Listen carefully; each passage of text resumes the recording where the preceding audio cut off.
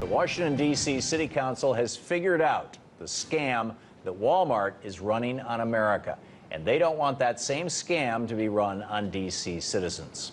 As we all know, Walmart is the largest retailer in the world, employing over 2 million workers. The giant transnational corporation makes nearly $35,000 in profit every minute, and as of 2012, its average annual sales stood at $405 billion. In 2011, Walmart CEO Michael Duke received a pay package worth $18.1 million, which, believe it or not, was a 3% decrease from 2010. And in 2012, he made $20.7 million. The Waltons, the 6 heirs to the vast Walmart fortune, own more wealth than a staggering 42% of Americans combined.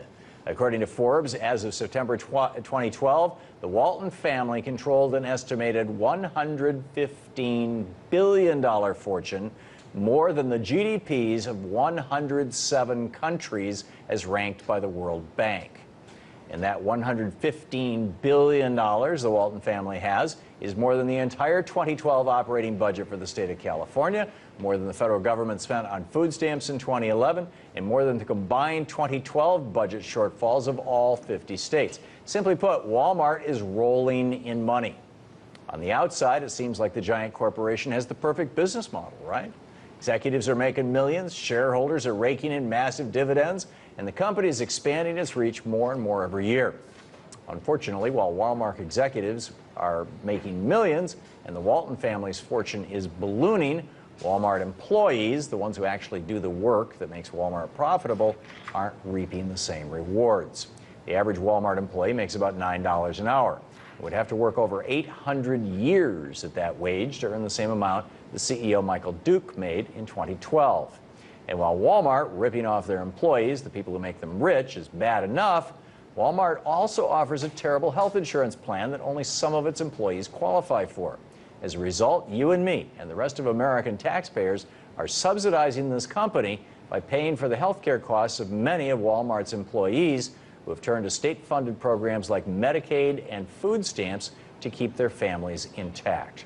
For example, a report released earlier this year by congressional Democrats looked at workers at just one Walmart store in Wisconsin. Just that one store was costing American taxpayers over $900,000 in subsidies for food stamps and other social welfare programs that the store's employees needed in order to survive.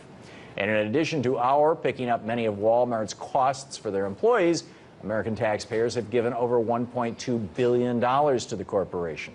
Walmart gets this money from us by paying politicians and bullying communities to give them tax breaks, to give them free land, to give them infrastructure assistance, low-cost financing, and even outright cash grants from state and local governments. Thankfully, some state and local governments around the country are beginning to catch on to Walmart's scam, which is where the Washington, D.C. City Council comes in. The council was considering earlier today and voted tonight on a bill that would require retailers with corporate sales of $1 billion or more and operating in spaces 75,000 square feet or larger to pay their employees no less than $12.50 an hour. This will not be a problem for companies like Costco, which pays their employees an average wage of $17 an hour and offers strong employee benefits. But Walmart, whose business model depends on making stockholders and executives rich by screwing its employees, has said that it will cancel those store openings if D.C.'s living wage bill becomes law. Bottom line here is that Walmart is ripping us all off. It's ripping off its employees, but perhaps more importantly, it's ripping off the American taxpayers.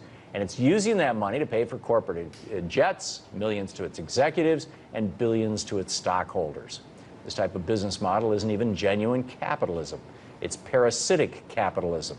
And Walmart has become like a giant tick on the back of America, sucking the blood out of all of us and our communities, while the Walton family and Walmart executives get richer and richer and richer.